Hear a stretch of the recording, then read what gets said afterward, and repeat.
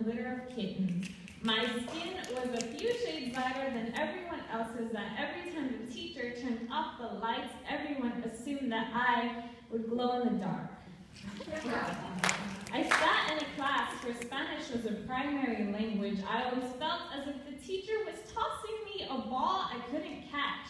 So every day I drowned out the sound of her voice, and I thought about the gooey enchiladas that we were about to have for lunch. My name was a pebble sunken to the bottom of the Rio Grande. Nobody knew it. Everyone referred to me as La Guerita, and every time I got up on that dance floor, I always heard about how funny La Guerita looked when she was dancing to the I'd wake up every morning when the sun was peeking from the surface of the earth, and I'd wait in line at the taqueria amongst the other students who were going to be late. Trying to avoid embarrassment, I constantly debated whether I should pronounce my order as 2 barbacoa tacos or 2 barbacoa tacos.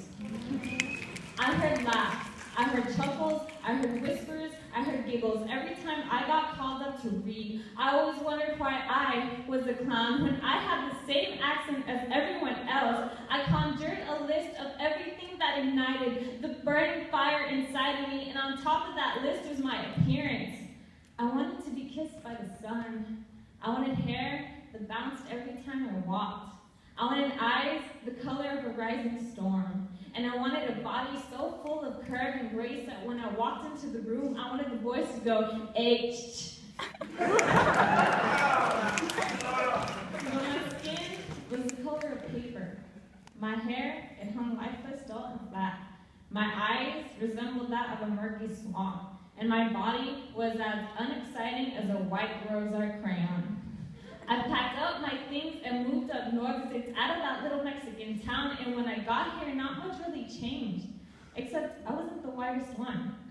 But my Mexican accent stood out, and I got weird looks when I walked into a restaurant and demanded a barbacoa taco.